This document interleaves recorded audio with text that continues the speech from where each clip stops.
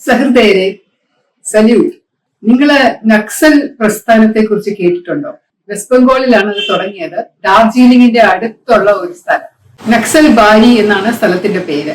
Communist പ്രസ്ഥാനം എന്ന് പറയുന്നത്, കമ്മ്യൂണിസം തുടങ്ങിയത് റഷ്യയിലും ചൈനയിലുമാണ് എന്നാണ് പറയപ്പെടുന്നത്. അതിന്റെ അടിയൊഴുക്കുകൾ, വേരുകൾ ഭാരതത്തിലേക്കും എത്തി ഏകദേശം ആ സമയത്തോളം. അങ്ങനെ വെസ്റ്റ് ബംഗാളിലും കേരളത്തിലുമൊക്കെയാണ് ആദ്യമായിട്ട് CPIM എന്നൊക്കെ പറയുന്ന ഘടകങ്ങൾ ഉണ്ടായത്. ഒരു തീവ്രവാദ സ്വഭാവം കൂടിയുള്ള ഒരു വിപ്ലവ സ്വഭാവമുള്ള ഒരു ഗ്രൂപ്പായിട്ടാണ് നക്സലിസം എന്ന് പറയുന്നത് തുടങ്ങിയത്. ഈ നക്സൽ ബാരിയാണ് ഞാൻ നേരത്തെ പറഞ്ഞ വെസ്റ്റ് ബംഗാളിന്റെ ഡാർജിലിംഗിന്റെ അടുത്തുള്ള ഒരു സ്ഥലം. അപ്പൊ ഇവിടെ നിന്ന് ഉറവെടുത്ത ഒരു പ്രസ്ഥാനം ആയതുകൊണ്ടാണ് ഇതിനെ നക്സൽസ് എന്ന് അറിയപ്പെട്ടു തുടങ്ങിയത്. അപ്പൊ 1967-ലും 68-ലും 69-ലും ഒക്കെ കേരളത്തില് വളരെയധികം വലിയ അലയടികൾ കേട്ടിരുന്നു. ഒരുപാട് വിപ്ലവങ്ങൾ നടന്നിരുന്നു. അത് തുടങ്ങാനുള്ള കാരണം വയനാടിലും മറ്റ് ഗ്രാമീണ പ്രദേശത്തുമൊക്കെയുള്ള ആദിവാസികളുടെ ഭൂമി ശരിക്കും അനുവദിച്ച് കിട്ടുന്നില്ല, നിയമങ്ങളൊന്നും ശരിക്കും പാലിക്കുന്നില്ല എന്നൊക്കെ പറഞ്ഞുള്ള കുറെ ആവശ്യം പറഞ്ഞിട്ടായിരുന്നു. പക്ഷെ ഇവർക്ക് ആയുധം ആവശ്യമായതുകൊണ്ട് ഇവർ പോലീസ് സ്റ്റേഷനുകൾ അറ്റാക്ക് ഒക്കെ ചെയ്ത് ആയുധങ്ങൾ കരസ്ഥമാക്കാനായിട്ട് ശ്രമം നടത്തിയിട്ടുള്ളത്. അങ്ങനെ തലശ്ശേരിയിലുണ്ടായ 1968-ലെ ഒരു പോലീസ് സ്റ്റേഷൻ ആക്രമണം, പുൽപ്പള്ളിയിലെ ഒരു സായുധ ക്യാമ്പില് ആക്രമണത്തില് കുറച്ചധികം നാശനഷ്ടങ്ങൾ വരുത്തി ഒരു പോലീസുകാരനെ അടക്കം 3 പേരെ കൊലപ്പെടുത്തിയ നക്സൽ വർഗീസ്, അദ്ദേഹത്തിന്റെ അറസ്റ്റാണ് പിന്നീട് വർഷങ്ങൾക്ക് ശേഷം വിവാദമായത്. 1970-ല് വർഗീസ് പിടിക്കപ്പെടുന്നു. കാട്ടിനകത്തേക്ക് കൊണ്ടുപോയിട്ട് അവിടെ വെച്ചിട്ട് ഒരു രാമേന്ദ്രൻ നായർ എന്ന് പറയുന്ന ഒരു പോലീസ് കോൺസ്റ്റബിള് വെടിവെച്ചിടുകയാണ്. അവിടെ ഒരു എൻകൗണ്ടറിൽ മരിക്കുന്നു എന്നാണ് നമ്മളൊക്കെ അറിഞ്ഞത്. അത് പിന്നെ അങ്ങനെ കിടന്നു വർഷങ്ങളോളം. പിന്നെ ഈ രാമേന്ദ്രൻ നായർക്ക് കുറെ പ്രായമായി, അദ്ദേഹം മരിക്കാറായി എന്നുള്ള ചിന്ത വന്നു കഴിഞ്ഞപ്പോൾ ഇത് വെച്ചോണ്ട് സ്വർഗത്ത് പോയി കഴിഞ്ഞാൽ അങ്ങോട്ടേക്ക് പ്രവേശനം കിട്ടില്ല എന്നുള്ള തോന്നലാണോ എന്നറിയില്ല. അദ്ദേഹം വന്നത് പത്രക്കാരോട് പറഞ്ഞു, ഞാനാണ് നക്സൽ വർഗീസിനെ വെടിവെച്ചത്, അത് ഓടിപ്പോകാൻ ശ്രമിച്ചപ്പോൾ നടന്നിട്ടുള്ള വെടിവെപ്പിൽ മരിച്ചതല്ല, അയാളെ കെട്ടിയിട്ട് വെടിവെച്ച് കൊല്ലുകയായിരുന്നു, ഞാനത് ചെയ്തത് അന്നത്തെ IG, അന്ന് SP DYSP അങ്ങോട്ടായിരുന്നു അദ്ദേഹത്തിന്റെ നിർദ്ദേശപ്രകാരം ഞാൻ വെടിവെച്ചതാണ്, വെടിവെക്കടാ എന്ന് ലക്ഷ്മണ അദ്ദേഹം പറഞ്ഞു. അപ്പൊ ഞാൻ അത് വെടിവെക്കുകയായിരുന്നു എന്ന് പറഞ്ഞു. അങ്ങനെ അവസാനം ഇതിന്റെ ഒരു കേസ് എടുത്തു. ഈ രാമേന്ദ്രൻ നായർ അടക്കമുള്ള പ്രതികൾ ചേർക്കപ്പെട്ടു. കേസ് CBIക്ക് കൈമാറ്റം ചെയ്തു. CBI അന്വേഷിക്കുന്നതിന്റെ ഇടയിൽ കൂടെ രാമേന്ദ്രൻ നായർ മരിച്ചുപോയി. പക്ഷേ ശ്രീ ലക്ഷ്മണ അദ്ദേഹത്തെ അറസ്റ്റ് ചെയ്തു. അദ്ദേഹം റിട്ടയർ ചെയ്തിരുന്നു IG സ്ഥാനത്ത് നിന്ന്. വളരെ പ്രഗത്ഭരായിട്ടുള്ള മിടുക്കനായിട്ടുള്ള ഓഫീസറാണ്. അദ്ദേഹത്തിന്റെ കൂടെ ഞാൻ ജോലി ചെയ്തിട്ടുണ്ട്. അദ്ദേഹം DIG സദേൺ റേഞ്ച് ആയിരുന്നു. അപ്പോൾ ഞാൻ അദ്ദേഹത്തിന്റെ കീഴിലാണ് ആലപ്പുഴയിൽ എനിക്ക് തോന്നുന്നു വർക്ക് ചെയ്തിരുന്നത്. 2010-ലാണ് CBI ലക്ഷ്മണ സാറിനെ അറസ്റ്റ് ചെയ്തുകൊണ്ട് പോയി ജയിലിലാക്കുന്നത്. അപ്പൊ അദ്ദേഹം പൂജപ്പുര ജയിലിൽ വന്നു എന്നറിഞ്ഞപ്പോ എനിക്ക് ഭയങ്കര ഒരു നക്സലിസം എന്ന് പറയുന്ന എന്തുകൊണ്ടാണ് അത് വന്നത്, അതിനെന്തെങ്കിലും സാമൂഹ്യമായിട്ടുള്ള അടിത്തറ ഉണ്ടോ, അതൊന്നും ഞാനിപ്പോ വിശദീകരിക്കുന്നില്ല. വിപ്ലവ പ്രസ്ഥാനങ്ങളുടെ ജന്മം എന്ന് പറയുന്നത് തന്നെ സർക്കാരിന്റെ ഓരോ രീതികളെ എതിർക്കാൻ വേണ്ടി ഉണ്ടാകുന്നതാണ്.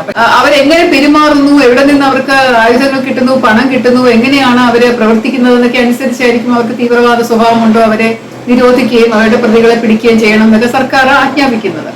അപ്പൊ അങ്ങനെയുള്ള ഒരു നിയന്ത്രണം വന്നപ്പോ നക്സലുകളെ അടിച്ചമർത്താൻ വേണ്ടി പോലീസുകാർ ചെയ്തിരുന്ന പരിപാടിയായിരുന്നു ആ സമയം.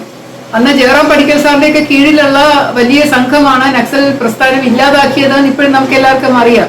1970-ന് ശേഷം ഇപ്പൊ നക്സലിസം എന്ന് പറയുന്നത് കേരളത്തിലില്ല. പക്ഷെ വേറെ ഭാവവും രൂപവും ഒക്കെ വന്നു. അതിനിപ്പോ മാവോയിസം എന്നൊക്കെ പറഞ്ഞിങ്ങനെ കുറെ ഘടകങ്ങൾ അവിടെ ഇവിടെയൊക്കെ ഉണ്ട്. പോലീസ് വളരെ കർശനമായിട്ട് അവരെ അടിച്ചമർത്തുന്നത് കൊണ്ടാണ് അത് ഇല്ലാതാവുന്നത് പല സ്ഥലങ്ങളിൽ.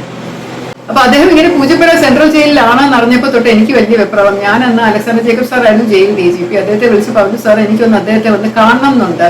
ലക്ഷ്മണ സാർ എന്റെ ബോസ് ആയിരുന്നല്ലോ. അപ്പൊ അദ്ദേഹത്തെ എനിക്കൊന്ന് വന്ന് കണ്ട് ഞാൻ കൂടെ ഉണ്ടാ സാർ, എന്തെങ്കിലും ആവശ്യമുണ്ടോ എന്ന് ചോദിക്കാമെന്ന് വിചാരിച്ചു. കാരണം അദ്ദേഹത്തിന്റെ പേഴ്സണൽ ആയിട്ടുള്ള കാര്യമൊന്നും അല്ല ചെയ്തത്, ഔദ്യോഗിക ഡ്യൂട്ടിയാണ് ചെയ്തത്. അതിന് അദ്ദേഹം ജയിലിൽ പോവുക എന്ന് പറയുന്നത് എനിക്കൊരു സിമ്പതിയാണ്. അപ്പൊ എനിക്കൊരു കൂറ് അദ്ദേഹത്തോട് കാണിക്കണം എന്നുണ്ടായിരുന്നത് കൊണ്ടാണ്. അപ്പൊ അലക്സാണ്ടർ ജേക്കബ് സാർ ശരിക്കും ഞെട്ടിപ്പോയി.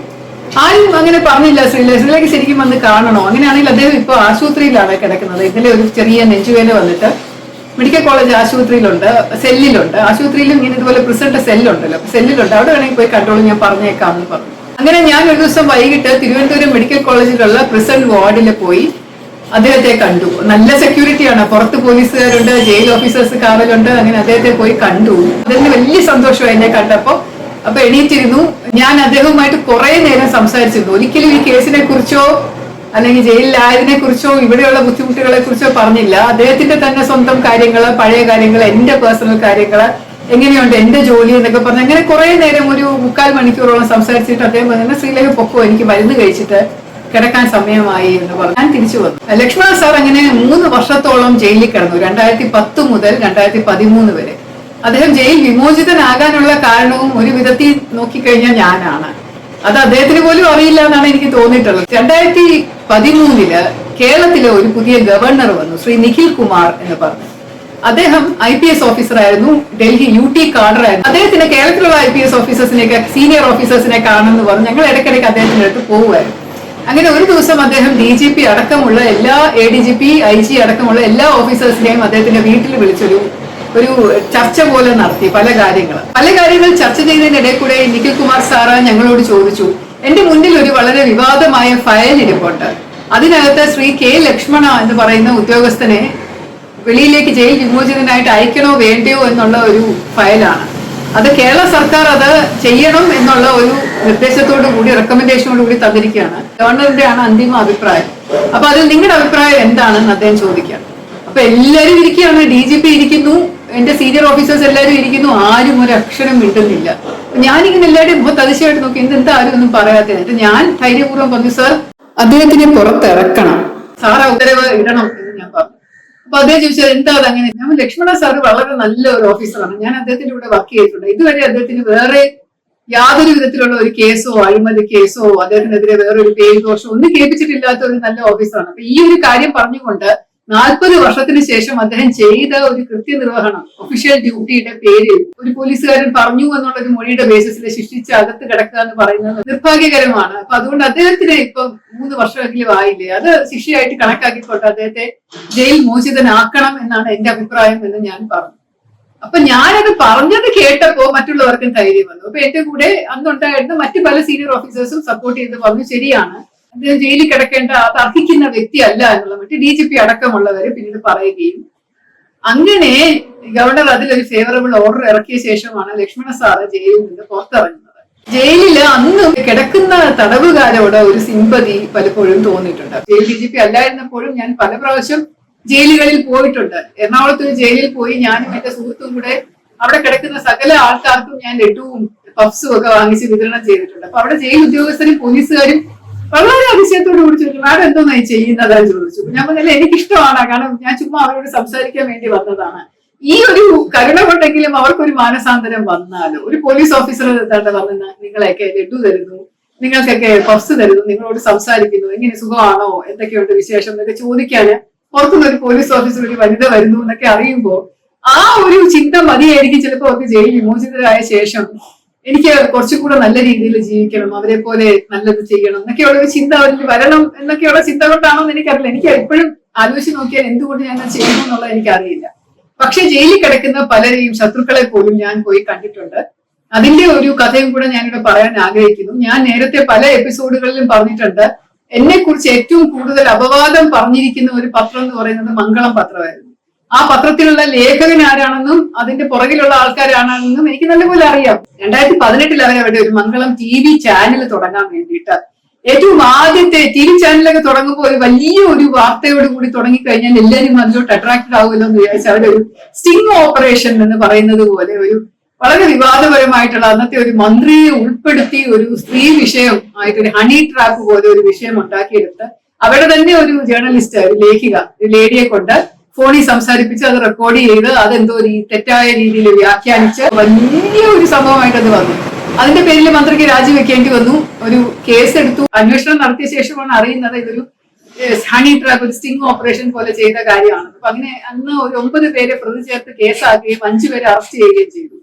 അറസ്റ്റ് ചെയ്യപ്പെട്ട 5 പേരില് ജാമ്യം കിട്ടാതെ കുറെ നാൾ കിടന്ന 2 പേര്, ഇതിനകത്തുള്ള ജേർണലിസ്റ്റ് ആണ് എനിക്കെതിരെ ഏറ്റവും കൂടുതൽ കള്ളപ്പേരില് അപവാദം എഴുതി. സന്തോഷ് മാധവനും ഞാനും തമ്മിൽ ബന്ധമുണ്ടെന്നുള്ള കള്ളവാർത്തകൾ എനിക്കെതിരെ അഴിമതി കേസ് തെളിഞ്ഞു എന്നുള്ള കള്ളവാർത്തകൾ, ഒരുപാട് കാര്യങ്ങൾ ഇങ്ങനെ ഇദ്ദേഹമാണ് എഴുതിയതെന്ന് എനിക്കറിയാം. പക്ഷെ ഇദ്ദേഹം ജയിലിൽ കിടക്കുന്നു, 3-4 പ്രാവശ്യമായിട്ടും ജാമ്യത്തിന് അപേക്ഷിച്ചിട്ട് കിട്ടുന്നില്ല എന്നൊക്കെയുള്ള വാർത്തകൾ നിരന്തരമായിട്ട് വരികയും പിന്നെ അവർ ഒരുപാട് പരാതികൾ ഇങ്ങനെ ജയിലിലുള്ള ബുദ്ധിമുട്ടുകളെ കുറിച്ചും വൈദ്യസഹായം നിഷേധിച്ചതിനെ കുറിച്ചും ഒക്കെ അയച്ചുകൊണ്ടിരിക്കുന്നു പലർക്കും. അപ്പൊ ഞാൻ വിചാരിച്ചു ആരും അവരെ കാണാൻ പോവില്ല. കാരണം എത്ര വലിയ പദവിയിൽ ഇരുന്നാലും ഒരു അടി വന്നു കഴിഞ്ഞാൽ എല്ലാവരും തിരിഞ്ഞു നിൽക്കും, മുഖം തിരിക്കും. അപ്പൊ അതുകൊണ്ട് ഞാൻ പോയി കാണാം എന്ന് വിചാരിച്ച് ഞാൻ അവിടെ തിരുവനന്തപുരം ജില്ലാ ജയിലിൽ പോയി ഇവരെ രണ്ടുപേരെയും സൂപ്രണ്ടിന്റെ ഓഫീസിലേക്ക് വിളിപ്പിച്ച് ഞാൻ കണ്ടു. കുറെ നേരം സംസാരിച്ചു. ഞാൻ ചോദിച്ചു എന്താണ് കേസ്. അപ്പൊ അവരുടെ ഭാഗം പറഞ്ഞു, ഇതിങ്ങനെയാണ് അങ്ങനെയാണ് എന്നൊക്കെ പറഞ്ഞു. പിന്നെ കുറെ അവരോട് ഇങ്ങനെ ജയിലിലെ കാര്യങ്ങളെ കുറിച്ച് ചോദിച്ചു, മരുന്നുകൾ എന്തൊക്കെയാ എത്തിക്കേണ്ടതെന്ന് ചോദിച്ചു, എപ്പോഴാണ് ഡോക്ടർ വരാൻ പറയേണ്ടതെന്ന് ചോദിച്ചു. ധൈര്യമായിട്ടിരിക്കൂ എന്നൊക്കെ പറഞ്ഞ് ഞാൻ അവർക്ക് ധൈര്യമൊക്കെ കൊടുത്തിട്ടാണ് അവിടെ നിന്ന് വന്നത്.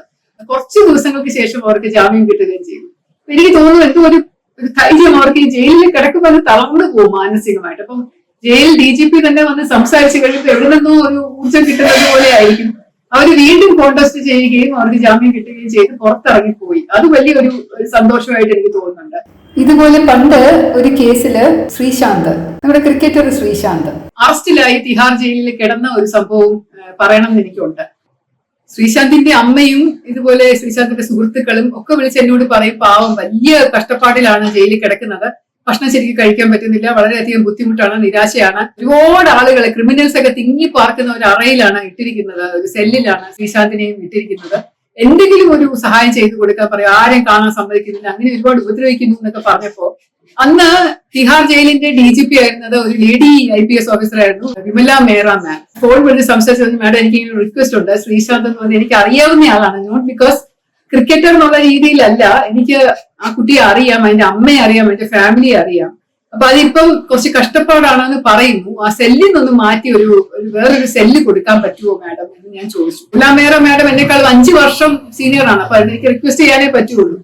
അപ്പൊ മാഡം പറഞ്ഞു, ശ്രീലങ്ക ശരിയാണോ, ഇങ്ങനെ വിളിച്ച DGPയോടൊക്കെ ഇങ്ങനെ കാര്യങ്ങൾ പറയുന്നത് ശരിയാണോ, നോക്കട്ടെ എന്താ ചെയ്യാൻ പറ്റുന്നത് നോക്കാന്നൊക്കെ പറഞ്ഞു. പക്ഷെ ഞാൻ വിളിച്ചു പറഞ്ഞത് കൊണ്ട് അപ്പൊ തന്നെ ആ സമയം തന്നെ സെല്ല് മാറ്റി നല്ലൊരു സെല്ലിലോട്ട്, ഒരു ചെറിയ കുറച്ചും കൂടെ വായു ഒക്കെ കടക്കുന്ന ഒരുപാട് ഫെസിലിറ്റീസ് ഉള്ള, എനിക്ക് കട്ടിലും പിന്നെ ഒരു ചെറിയ മേശയും ഒക്കെ ഉള്ള ഒരു സെല്ലിലോട്ട് മാറ്റം കിട്ടി എന്നുള്ളത് എന്റെ അമ്മ വിളിച്ച് പറഞ്ഞു. താമസിയാതെ തന്നെ ശ്രീശാന്തിന് ജാമ്യം കിട്ടി. അപ്പൊ ശ്രീശാന്തിന് ജാമ്യം കിട്ടുന്നതിന് മുമ്പ് വേറെ ഒരു കഥയും കൂടിയുണ്ട്. ഞാൻ ഒരു ദിവസം രാവിലെ നടക്കാൻ പോയപ്പോ എന്തിനോ കാക്ക കൊത്തുന്നത് കണ്ട് ഞാൻ കാക്കയെ ഓടിച്ച് എന്താ നോക്കിയപ്പോ ഒരു മൂങ്ങയുടെ ഒരു കുഞ്ഞ്, ഒരു കൊച്ചു മൂങ്ങയുടെ കുട്ടി. അപ്പൊ ഞാൻ ആ മൂങ്ങക്കുട്ടിയെ എടുത്ത് എന്ത് ചെയ്യണമെന്ന് അറിയാൻ നോക്കിയപ്പോ ഒരു ഓട്ടോറിക്ഷ പോകുന്നതാണ് ഞാൻ കൈ കാണിച്ചത്. ദേഹത്ത് കുറച്ച് ഇഞ്ചുറീസ് ഉണ്ടായിരുന്നു. ഞാൻ മടി വെച്ചുകൊണ്ട് വീട്ടിൽ കൊണ്ടുപോകും. ഒരു പട്ടിയുടെ ഒരു കൂടുണ്ട്. അപ്പൊ ആ പട്ടിയുടെ കൂട് ഞാൻ വയറൊക്കെ ഇട്ട് കെട്ടിയിട്ട് അതിനകത്ത് മൂങ്ങയെ വെച്ചു. അവർ തീരെ കുഞ്ഞ് മൂങ്ങയാണെങ്കിൽ എന്തെങ്കിലും കൊടുക്കുന്നതിന് ഞാൻ കുറെ പഴങ്ങൾ കൊടുത്തു നോക്കി, അതിന് വേണ്ട. കുറച്ച് ധാന്യങ്ങൾ ഇട്ട് നോക്കി, അതിന് വേണ്ട. അവസാനം അത് തിന്നുന്നത് മീനാണ്. അപ്പൊ അതിന്റെ നെത്തോലി മാത്രം വലിയ ഇഷ്ടമായിട്ട് കയ്യിൽ പിടിച്ചു വെച്ച് തിന്നും. അങ്ങനെ ഈ മൂങ്ങ കുറെ വളർന്നു. പക്ഷെ എനിക്ക് തോന്നുന്നു ആ ശ്രീശാന്ത് ജയിലിലായ സമയത്ത് എപ്പോഴും മൂങ്ങ ഇങ്ങനെ ആ കൂടിന്റെ അകത്ത് നിന്ന് പുറത്ത് കടക്കാനായിട്ട് ഞാൻ ശ്രമം നടത്തിക്കൊണ്ട്. അപ്പൊ അങ്ങനെ ഒരു ദിവസം ഞാൻ നോക്കുമ്പോ അത് പോയിട്ട് അതിന് പറക്കാൻ പറ്റാതെ അവിടെയൊക്കെ കറങ്ങുന്നുണ്ട്. ഇപ്പൊ എന്റെ വീട്ടിൽ പട്ടികളുണ്ട്. അപ്പൊ ഞാൻ എന്നെ വീണ്ടും പിടിച്ച് അകത്താക്കിയിട്ട് വന്ന് പറക്കാറാകുമ്പോ ഞാൻ തുറന്നു വിടാൻ കേട്ടോ എന്ന് പറഞ്ഞു. അങ്ങനെ അതിന് കുറച്ചുകൂടി വലുതായിട്ട് ഞാൻ തുറന്നു വിട്ടോട്ട് പറഞ്ഞത്, ഇതുപോലെ ശ്രീശാന്തും പുറത്ത് പോണേ എന്ന് പറഞ്ഞ് ഞാൻ മൂങ്ങയെ തുറന്നു വിട്ട് മൂങ്ങ പറന്നു പോയി. ഈ മൂങ്ങ പിന്നെ ഞാൻ നടക്കാൻ പോകുമ്പോഴൊക്കെ രാവിലെ എണീറ്റ് പോകുമല്ലോ, അപ്പം മരത്തിന്റെ മുകളിൽ ഇരുന്നോണ്ട് പൂ എന്നെങ്ങനെ വിളിക്കുമായിരുന്നു കുറച്ച് നാള്. പിന്നെ അത് എനിക്ക് കണ്ടില്ല, കാരണം ക്വാർട്ടേഴ്സിൽ താമസിക്കുമ്പോഴായിരുന്നു ഈ സംഭവം. പക്ഷെ അത് തുറന്നു വിട്ട് കഴിഞ്ഞപ്പോ എന്റെ ഭർത്താവൊക്കെ ഭയങ്കര ശരിയോ, ശ്രീശാന്തിനെ തുറന്നു വിടാൻ വേണ്ടി മൂങ്ങയെ തുറന്നു വിട്ടോ, അത് നല്ല മൂങ്ങയാണ്, നമുക്ക് വളർത്തായിരുന്നു എന്നൊക്കെ പറഞ്ഞു. പക്ഷെ ശ്രീശാന്തിന് അതിനുശേഷം വൈകാതെ തന്നെ ജാമ്യം കിട്ടി എന്നുള്ളത് വളരെയധികം സന്തോഷം ഉണ്ടാക്കുന്ന വസ്തുതയാണ്. എന്റെ ഒരു ബന്ധു, എന്റെ വളരെ അടുത്ത ബന്ധു, അദ്ദേഹം ഇതുപോലെ ഞാൻ DGP ആയിരുന്ന സമയത്ത് ജയിലിൽ വന്നു. ഒരു പോലീസ് കേസിൽ അറസ്റ്റ് ചെയ്യപ്പെട്ട ഒരു സ്ത്രീപീഡന കേസായിരുന്നു. അദ്ദേഹത്തിന്റെ വീട്ടിൽ നിന്ന് ജോലിക്കാരി, ഒരു ആസാമിയോ ഏതോ ബംഗാളിയോ ഏതോ ഒരു സ്ത്രീയാണ്. ഈ വടക്കേ ഇന്ത്യൻ സ്ത്രീകളെ വേറെ ആരെയും കിട്ടാത്തപ്പോ അവര് ജോലിക്ക് വരുമല്ലോ. അപ്പൊ അങ്ങനെ വന്ന് നിന്ന സ്ത്രീ പെട്ടെന്ന് ഒരു ദിവസം പോയി മെഡിക്കൽ കോളേജിൽ അഡ്മിറ്റ് ചെയ്യുകയും പോലീസിന് പരാതി കൊടുക്കുകയും ചെയ്തു, ഇദ്ദേഹം എന്നെ ലൈംഗികമായിട്ട് പീഡിപ്പിച്ചു എന്ന് പറഞ്ഞു. അപ്പൊ അങ്ങനെ സ്ത്രീയുടെ മൊഴിയല്ലേ, അവർക്ക് മലയാളം ശരിക്കും അറിയില്ലെങ്കിലും എല്ലാവരും കൂടെ നോക്കി സംസാരിച്ചു. അപ്പം ഡോക്ടർമാർ വന്ന് നോക്കിയിട്ട് പറഞ്ഞു, ശരിയാണ് ഇവര് വെർജിൻ അല്ല, പക്ഷെ അവർക്ക് കല്യാണമൊക്കെ കഴിഞ്ഞ് കുട്ടികളൊക്കെ ഉള്ളതാണ്, പീഡനത്തിന്റെ ലക്ഷണം ഉണ്ടായിരുന്നോ ഇല്ലയോ എന്ന് എനിക്കറിയില്ല. എന്തായാലും ഇദ്ദേഹത്തെ അറസ്റ്റ് ചെയ്തു. വളരെ വലിയ ബിസിനസ്സുകാരൻ, നല്ല സോഷ്യൽ സെറ്റപ്പിൽ ജീവിക്കുന്നു, വളരെ നല്ല ഫാമിലി, ഭാര്യയും കുട്ടികളും ഇപ്പോഴും സന്തോഷത്തോടു കൂടി ജീവിക്കുന്നു. അപ്പോഴുമായിരുന്നു അപ്പൊ ഇങ്ങനെയുള്ള ഒരു വ്യക്തി ജയിലിൽ അറസ്റ്റ് ചെയ്യാൻ വരുമ്പോ എനിക്കൊരു പേടി, എന്റെ കീഴിൽ തന്നെയുള്ള ജയിലാണ്, എന്റെ ബന്ധു എനിക്ക് പോയി കണ്ടു കഴിഞ്ഞാൽ ഞാൻ ഇൻഫ്ലുവൻസ് ചെയ്തു എന്ന് പറയുമോ, ഞാൻ പുറത്താക്കി എന്ന് പറയുമോ എന്നൊക്കെ പറഞ്ഞ് പേടിച്ചുണ്ടെങ്കിൽ ഞാൻ പോയി കണ്ടു. ഇതുപോലെ തിരുവനന്തപുരം ജില്ലാ ജയിലിലായിരുന്നു. അണ്ടർ ട്രയൽ പ്രിസണേഴ്സിനെയൊക്കെ വിചാരണ തടവുകാരെ അവിടെയാണല്ലോ ഇടുന്നത്. അപ്പൊ ഞാൻ അവിടെ പോയി അദ്ദേഹത്തെ കണ്ടു, സംസാരിച്ചു, വേഷം വല്ലതും വേണോ, എങ്ങനെയുണ്ട്, സുഖമാണോ, ഭക്ഷണം ശരിയാവുന്നുണ്ടോ എന്നൊക്കെ പറഞ്ഞ് സംസാരിച്ചു.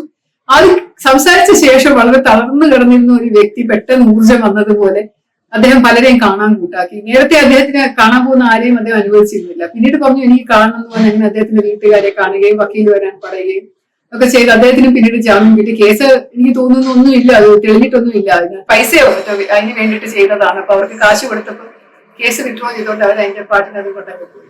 അപ്പൊ ഇങ്ങനെയുള്ള ഒരുപാട് സംഭവങ്ങൾ ജയിലിൽ ഇരിക്കുമ്പോ നടന്നിട്ടുണ്ട്. എന്തായാലും ഇനി ഒന്നോ രണ്ടോ എപ്പിസോഡും കൂടെ ഉള്ളൂ എനിക്ക് ജയിലിലെ അനുഭവം തീർക്കാനായിട്ട്. ഇന്നിപ്പോ ഞാൻ നിങ്ങളോട് ഈ കഥകൾ പറയാനുള്ള കാരണം, എനിക്ക് ജയിലിൽ കിടക്കുന്നവരോട്, ജയിലിനകത്ത് എന്ത് കുറ്റം ചെയ്താണെങ്കിലും തെറ്റ് ചെയ്താണെങ്കിലും പോലീസ് അറസ്റ്റ് ചെയ്ത് ജയിലിൽ കൊണ്ടുവന്ന് ഇട്ട് കഴിയുമ്പോഴുള്ള അവരുടെ മാനസിക സ്ഥിതി എന്ന് പറയുന്ന അതീവ ദാരുണമായതുകൊണ്ട് അവരോട് എനിക്കൊരു പ്രത്യേക സിമ്പതിയും കരുണയും ഉണ്ടായിരുന്നു. എപ്പോഴും കാണിച്ചിട്ടുമുണ്ട്. സസ്നേഹം, ശ്രീലേഖ.